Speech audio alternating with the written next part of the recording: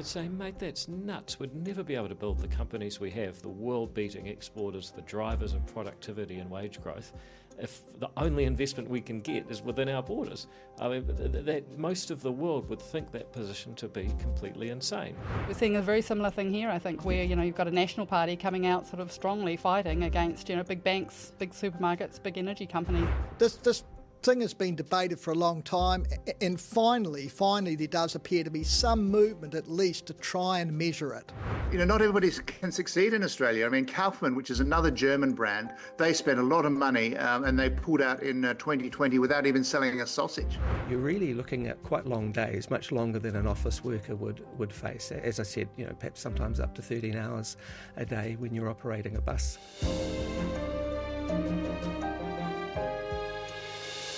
Welcome to the Weekly Wrap, where we go over the top video stories from the past week.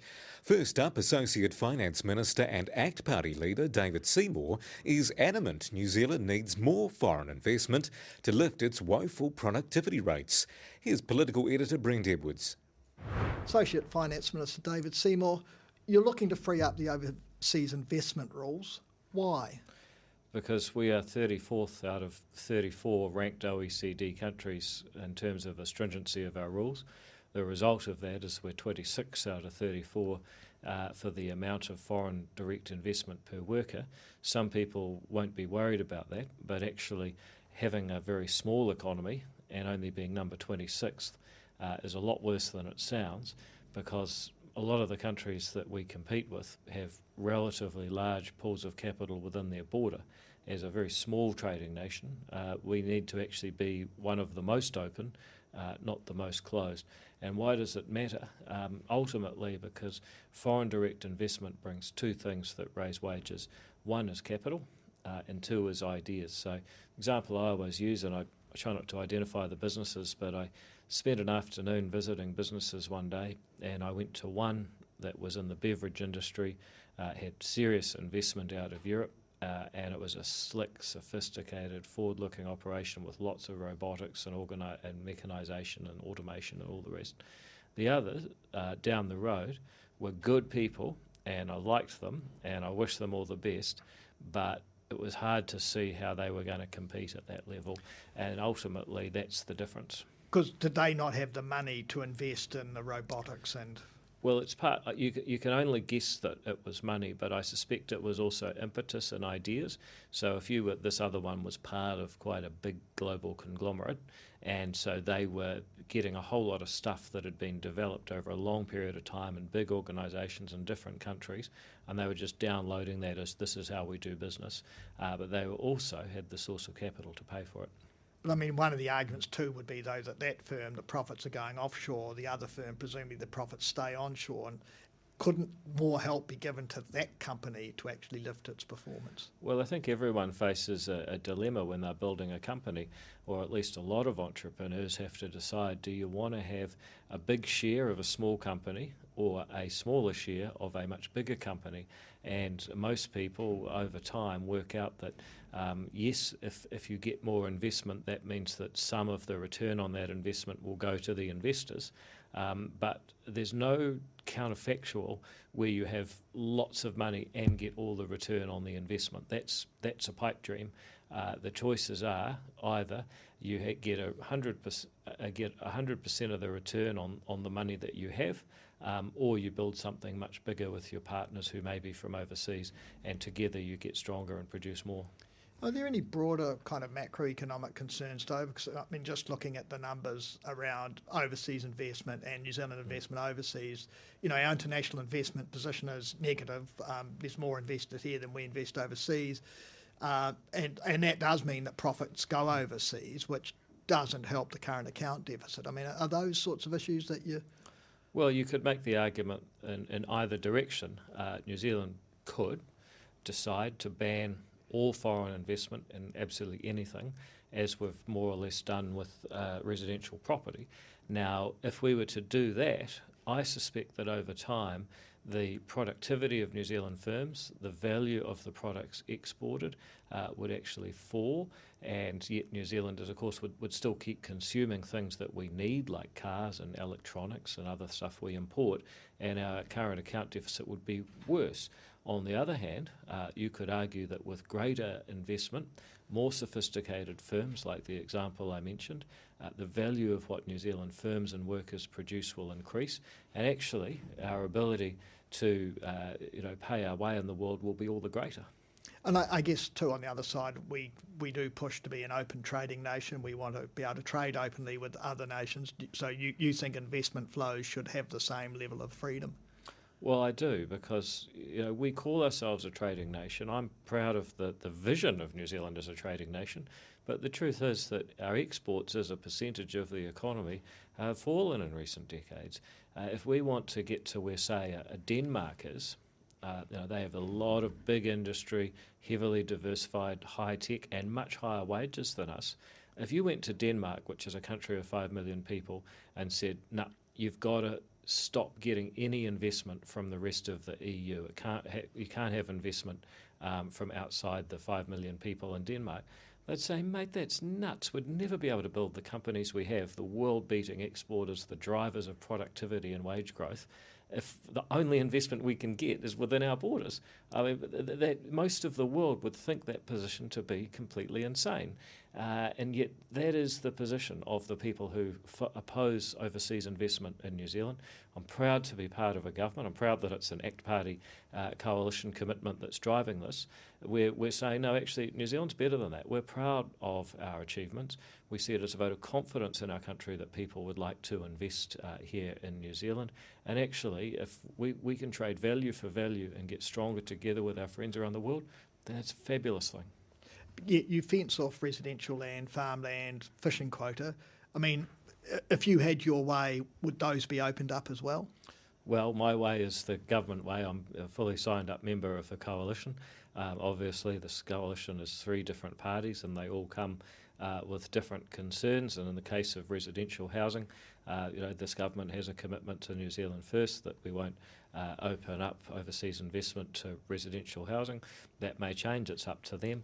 But for now, in my view, what really makes the biggest difference is investment in companies, because that's where you get the ideas and the capital and the technology that can raise wages. I think farming, you can make the argument either way. There's only so much land, they're not making any more of it, it should be reserved for New Zealand, is one argument. The other argument is, why build up your farm throughout your life if you can't sell it to the highest bidder and get a decent return?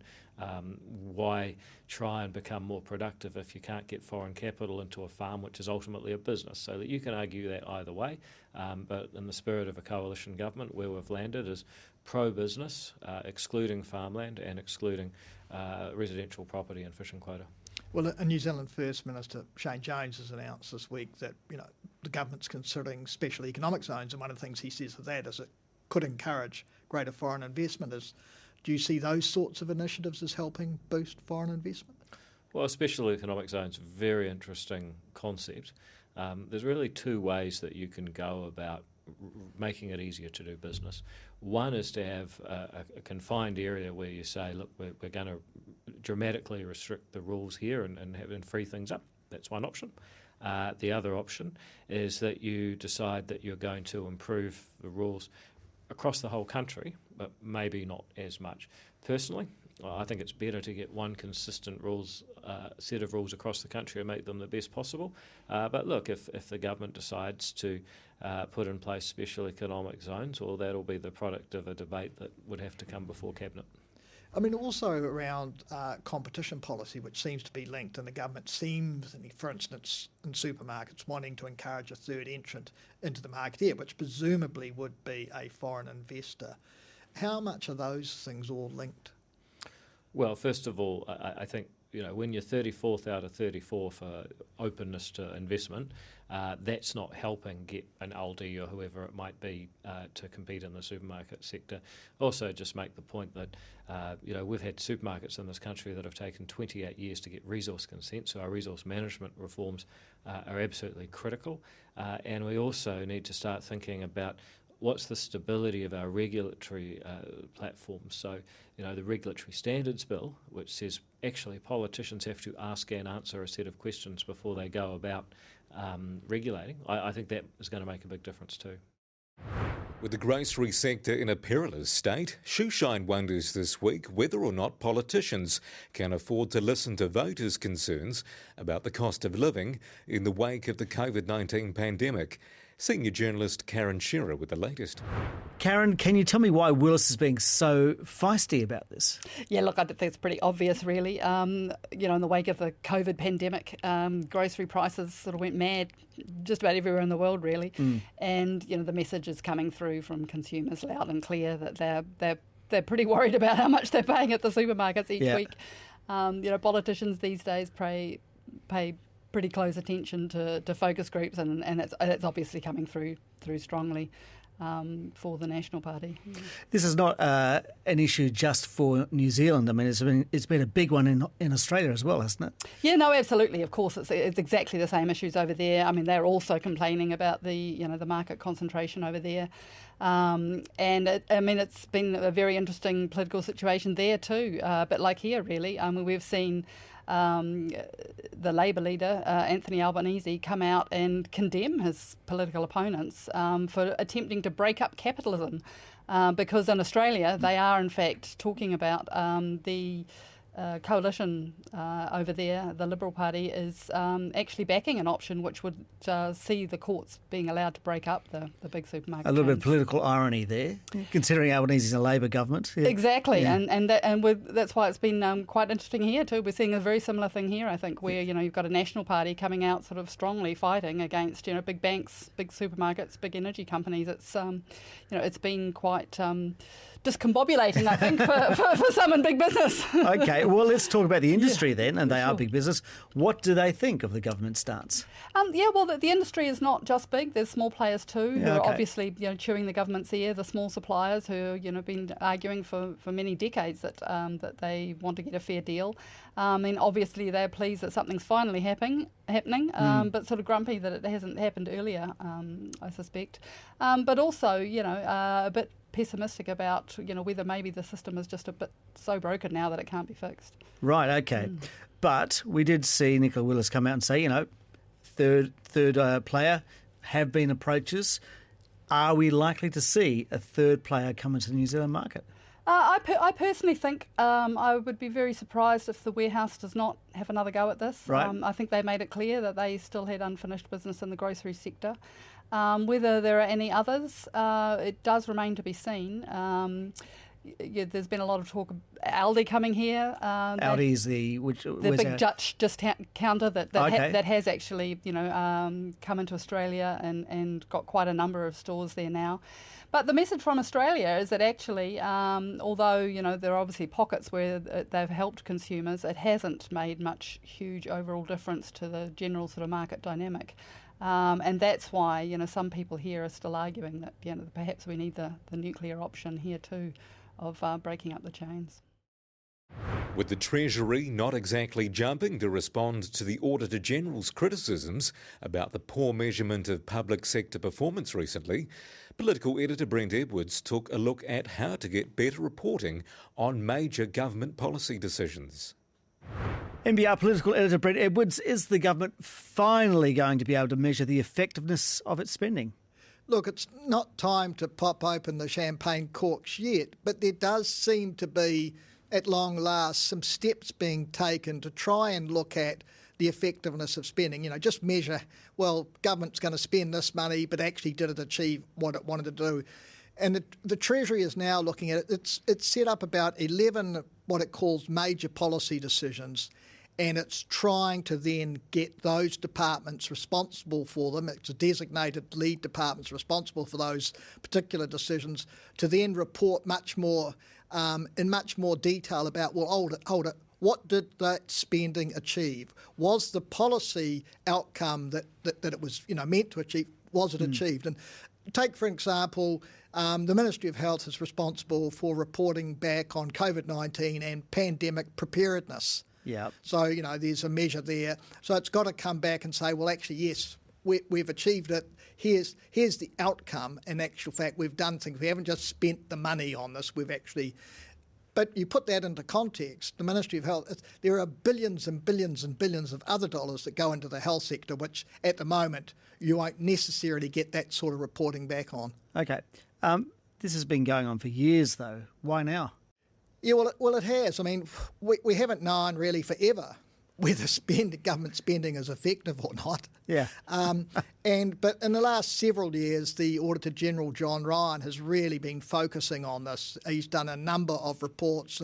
When he reports back on government spending, he's always asking this question, and he's said to Parliament itself, well, MPs don't know whether government spending is... In fact, he says ministers themselves have got no idea whether the money that they've allocated for a particular policy project of theirs, a pet project, whether it's actually achieved what it was aiming to do. So this thing has been debated for a long time, and finally there does appear to be some movement at least to try and measure it. Yeah, trying to measure it is an interesting thing because it's like an octopus, isn't it? It's not just one government looking after a fund. It goes off into other areas. Sorry, one government office looking after funds goes off into other departments as well. Is that kind of thing been holding up progress, or has there been other things? Well, that is the greater difficulty, and one of the issues that John Ryan raised, but also particularly the Parliamentary Commissioner for the Environment, Simon Upton, raised was, he talked about how there was about $2 billion spent each year on the environment, but we had no idea whether it was doing the environment any good or not.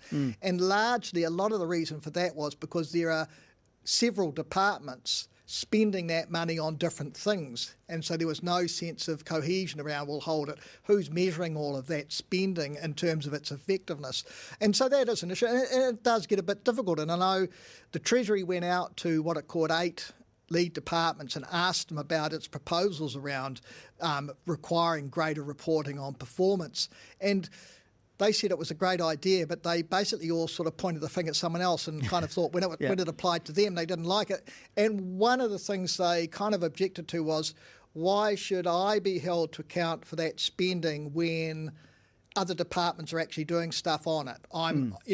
It's not just my spending. So those are the issues that need to be worked through. But certainly, the Auditor General is pretty clear. He thinks it can be done. Right. So what are the next steps then? Well, look, the next steps are, that there needs to be legislative change. So you can only go so far under the current Public Finance Act, and it was a point actually that the former Finance Minister Grant Robertson made was he said he didn't blame the public servants, they were simply confined by the legislation as it was. So there needs to be change to the Public Finance Act, but the Treasury's seems to be kind of sitting back a bit on that. It's kind of talking about whether it has the resources to do the work needed. Is also waiting for the Finance and Expenditure Select Committee. It's going to do an inquiry into performance reporting. But as yet, it's been talking about this for months and months, and as yet it hasn't set up any terms of reference. It hasn't started the inquiry.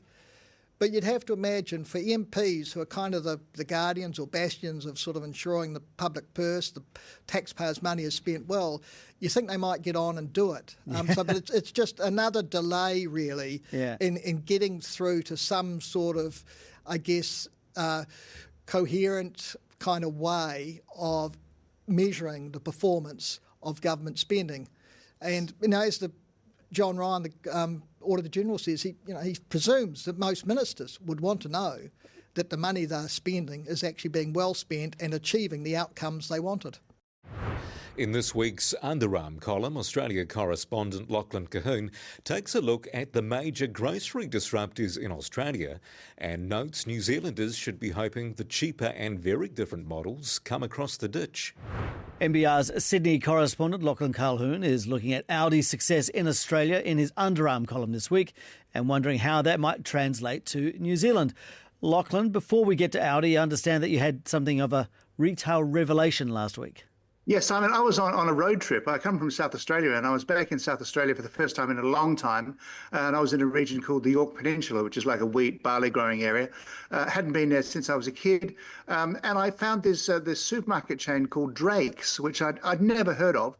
And I was in a town of about 15,000 people. There was a big Drake's supermarket there.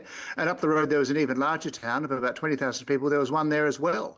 And so this group had a monopoly in these two towns in York Peninsula. So I did a bit of research and discovered that they'd been formed in 1974, family-founded business. They had 60 stores in South Australia and Queensland, and I'd never heard of them. And so I obviously need to get out a lot more, but it did show me that there's a bit more to the duopoly than I had perhaps thought. Yeah, but they probably don't have 60 stores anymore, do they? I mean, the duopoly is entrenched. No, they currently have 60 stores now in South Australia and Queensland. Oh, wow. Well, the Australian duopoly, let's look at that. It's not quite as dominant as in New Zealand, but can you give us a quick snapshot of that market? Yeah, sure. I mean, Coles and Woolworths very dominant here. They're so dominant they call them Colesworth because they're just like one sort of monstrous entity. They've got between them about 60% of the market, or just about over. It has been slipping in the last few years. It was about 66%. It's down a bit now. Aldi, which we'll talk about in a minute, they've got 8%, and then there's the IGA network, Independent Grocers, and that's a franchise network which is supplied by an ASX limited company called Metcash. They've got about 6%. So the rest is split between companies like Drake's that I'd never heard of. Other smaller regionals. In Canberra, there's one called Superbarn. They also set up one near me in Sydney. So they're expanding. And US chain Costco, they've got a strange sort of a membership model. Yeah. And they've been expanding in Australia over the last few years. But they have some traction, but they're not quite as ubiquitous as Aldi. So Colesworth is big, but the duopoly is not quite as dominant as it might be in New Zealand, as I understand it. Right, yeah. We've got Costco who have just set up one site here, but right, Aldi is not here. So tell us about the Aldi story in Australia. How did they start and how are they now? Well, they entered our market in 2001. Everybody was very cynical. They thought, these Germans coming in here and telling us, what we should buy. Didn't think it would work, but they've grown now. They've got 600 stores around the country. And to put that in context, Coles has around 900 and Woolworths about 1,100. So, I think Aldi was a bit of a novelty to start with because their selection was so different. It was, you go in there, it was full of brands you'd never heard of, but apparently they're largely private labels. They sell beer, for example. There's a beer which looks like Heineken, but isn't Heineken, but tastes like Heineken, but it's much cheaper. So that goes for all of its product range, which is a much smaller product range, but it's unique and interesting. There are French cheeses and European small goods and wine from Spain and France you won't really find anywhere else. But it's no frills. There's no click and collect, home delivery. Nobody is there to slice your salami, and you need to bag your own shop. And if you want an Aldi trolley, you need to buy one of their tokens and put it in the slot. Although, if Aldi is near a Coles or Woolworths, you can also use one of their trolleys, so you can get around it that way. Those trolleys do travel, don't they? They're sort of like they do. Everybody gets to use them. It's a trolley collective. That's right. Is that what's different about them? And do you think that difference could work in New Zealand? Well, they are different, but the main difference, is price. Not everybody can succeed in Australia. Kaufmann, which is another German brand, they spent a lot of money and they pulled out in 2020 without even selling a sausage. They'd hired 200 people, they bought a store location and set up a distribution centre. Then they pulled the plug. They thought it was all too hard. So Aldi has succeeded, and I talked about the product differentiation, but also it's cheaper. That's the bottom line. Choice, which is the major consumer organisation here in Australia, they did a survey last year. They chose 18 basic shopping items, and they shopped across more than 100 supermarkets. They did a comparison. That basket of items cost $50 at Aldi on average, and around $70 at both Coles and Woolworths. So people are significantly saving money. So people are saving money on price. That's very important, particularly at a time when the cost of living has been such an issue. But it's also very different, as I just said. They had this bizarre centre aisle in Aldi where they have a rotating sort of theme. You can buy everything from camping gear to motorcycle equipment to jumping castles for children. So it is kind of like a strange experience, but Do I think they could be successful in New Zealand? I mean, I read that the New Zealand market is worth about 27 billion New Zealand dollars annually in revenue. So if they could get 8% of $27 billion, yeah, you'd think that would be a sustainable business, particularly if they can sort of work on some adjacencies in the supply chain between Australia and New Zealand. Yep. Obviously, well set up in Australia. If they can sort of parlay that into something of a scale up in New Zealand, you would think it would be a sustainable business. And I can tell you that New Zealand consumers will be much better off for it. I mean, at the recent ACCC inquiry, the head of ex-head of Woolworths, Brad Banducci, said, "Look, we reference Aldi pricing all the time. We reference our prices to Aldi continually, and obviously their prices are higher, but it does keep them honest to some degree." Right. And so I would, I'm not quite sure what support your government is talking about providing for a third provider, but if it's Aldi, I think New Zealand consumers and your market will be very happy about it.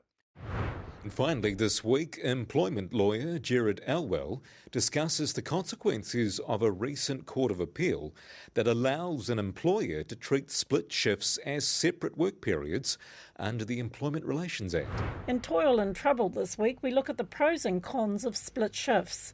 So, Gerard Elwell, tell us about the recent Court of Appeal case around this issue. Yes, so a recent Court of Appeal case came out this month, and it's determined it was a appeal from the Employment Court, which was a challenge from the Employment Relations Authority, and the Employment Court had found that the workers who are on split shifts, that was not a continuous period of employment, and the Court of Appeal upheld the Employment Court's decision, which overturned the Employment Relations Authority's decision, which determined that it was continuous. And it's something that people might not be too aware of what a split shift is unless they've worked in hospitality or bus transport, but it is used quite commonly in those industries where the employers try to structure their workers to work during peak periods and not during off-peak periods. So that means you may do a shift early in the morning during the rush hour and then have a big break or a shorter break during the day, and then again you're on in the afternoon. So that obviously coincides with peak commuter times if you're a bus driver, and cafes and restaurants use it as well for their peak meal and service times. So this particular case did involve bus drivers, didn't it? Yes, it did. It was the Tramways Union from Wellington, and also the Bus Association from Wellington.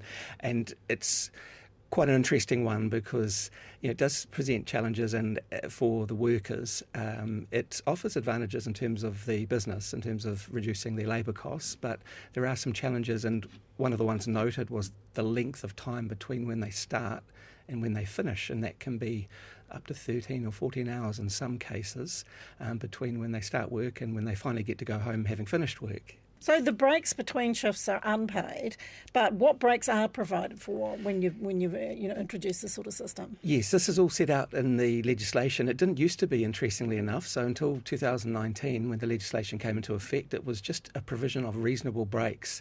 But there were, as you can imagine, some places doing that very well, and others perhaps not allowing their workers the breaks that they should have. So it was all prescribed in the statute under Section 69, and it sets out, depending on the number of hours that you work, you're entitled to a certain number of breaks. So that can be from one paid 10-minute break and a 30-minute unpaid meal break, right up to 4 10-minute breaks and paid, and 2 30-minute unpaid breaks. But that's when you're getting to shifts of 14 hours plus. So those are long days. And there's got to be a sort of set time from when they finish to when they start their new shift too, doesn't there? Yes. So the court determined that these were valid. It was valid for an employer to not allow this break time to be included in the calculation of meal and paid break times, but it needed to be by agreement. So essentially it needed to be in the employment agreement or in the collective, as it was in this case, and it needed to be at least 2 hours for that break to be regarded as 2 separate periods of work for the purposes of calculation of these break times. What do you see as a sort of main argument in favour of split shifts? What's the advantages?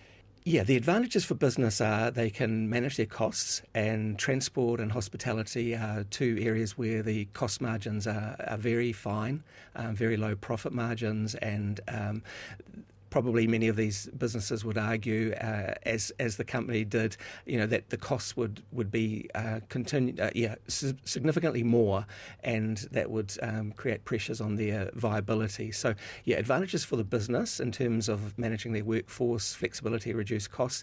There's a supposed advantage for workers in that it allows them time during the day, perhaps to make appointments or to do other things, or just to have a breather from work. Now, I think that's quite a subjective type of observation, because it is difficult, perhaps especially in larger cities, to actually get home and make some use of that break, and also to schedule appointments or things depending, where you've gone for work. You might be a long way from home and not able to make your local GP's appointments, for example. Well, I guess when they're going home, it is outside of commuter hours. So in terms of their own commute to and fro, it might make it easier. Yeah, there is that potential, but I do know a few bus drivers, and a lot of them will travel sort of 45 minutes to the bus depot. So by the time you sort of go and come back, if it's a 2-hour break, that's probably most of it gone.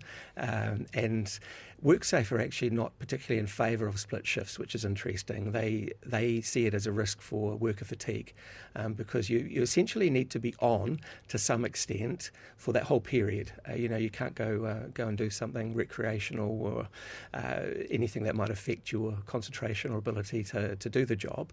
And so you're really looking at quite long days, much longer than an office worker would face. As I said, perhaps sometimes up to 13 hours a day when you're operating a bus. And are they, so they'd only suit certain types of industries, I would imagine? Yes, it would be quite unusual to sort of have that in an office situation. I've never experienced that. However, I could see a case for it perhaps in customer service centres where they're trying to manage their peak flow, but mostly people would probably negotiate around that. So they might negotiate an afternoon shift or a morning shift, but a split shift I think would not be desirable for many employees if they had the choice. What are the key things to managing split shifts well then from an employer's perspective? What do they need to do right? Yeah, so they need to ensure that it is negotiated prior. They need to negotiate in good faith, so it shouldn't just be imposed. In this case, it was actually in the collective, and it was a matter of statutory interpretation around what consisted what consisted as being continuous work or non-continuous work. So it needs to be in the employment agreement. The employer needs to be mindful that they still need to abide by all the rest and meal break entitlements. Otherwise, there is the risk of penalties up to $20,000 per breach, and potentially health and safety issues if there is fatigue shown to be affecting the safety of the workers. So what would you say would be the key takeaways for employers from this Court of Appeal decision? Yeah, if you are considering or you use split shifts, make sure that they are at least 2 hours long. To qualify as two different periods of work in the same day. Make sure you negotiate with your staff, let them know what it's about rather than directing them to leave work and let them know they're not paid. And also make sure that they do get the breaks they're entitled to. Just because they have a 2-hour break in the middle of the day, it doesn't take away the fact that they're entitled to breaks for the periods of hours that they do work. And thanks again for joining us. Our news team is back from 5 a.m. tomorrow with the latest business news you can use on mbr.co.nz. See you next week.